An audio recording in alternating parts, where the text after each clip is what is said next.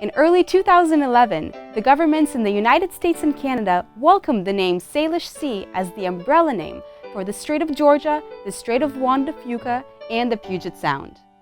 Western Washington University Professor Emeritus Bert Weber is credited with proposing the name change and in the process helping residents gain a more complete understanding of this precious resource.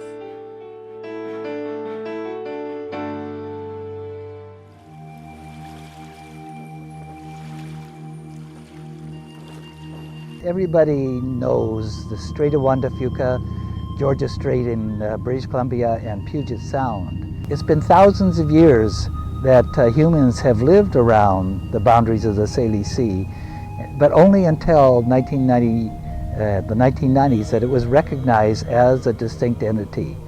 There is a strong scientific reason for the Salish Sea. It's a very well-defined estuary ecosystem that connects together the waters of Georgia Strait, Puget Sound, and the Strait of Juan de Fuca.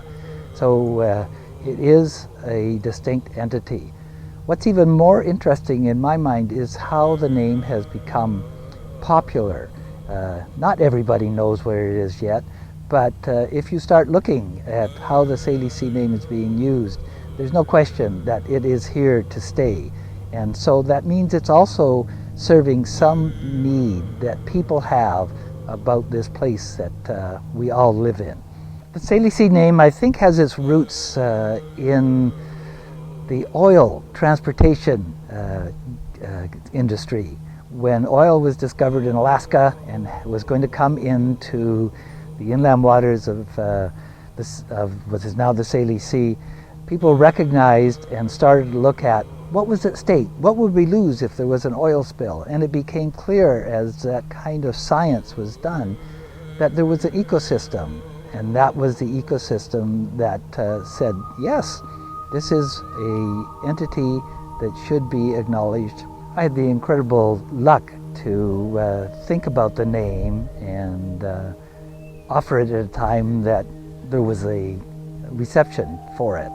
And I'm a biologist by background, and that's what biologists do. If there's something there, you name it.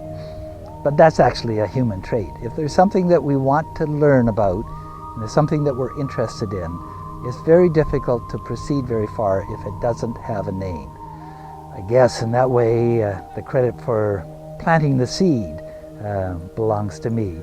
But as I've said to many people, if the Salish Sea is going to be something that is valuable and something that is useful, it has to be accepted and promoted by everybody. It involved people in Canada as well as the United States, and people from the Canadian First Nations and the Salish tribes in the state of Washington, all of whom found excitement about the possibility of it becoming a name. So without that groundswell of support from across the border, the name never would have gotten accepted. Western is thinking now strongly of starting an academic program that focuses on the Salish Sea. One of its stable, if we can call it that, of alternative education approaches to try to bring some greater degree of relevancy to students' programs. So hopefully in the next 5 years or so, we will see a Salish Sea program that will actively involve the faculty, not only in research, but also in understanding, for continuing to understand this sense of place and how important that is. The people who live around it, the 7 million people that are on the shorelines of the Salish Sea, find a value in that name, in connecting to the place that they live. It's more than just living on the Puget Sound. It's that I'm living on the Salish Sea and I have connections with people who live up in Georgia Strait and down and throughout the Strait of Juan de Fuca.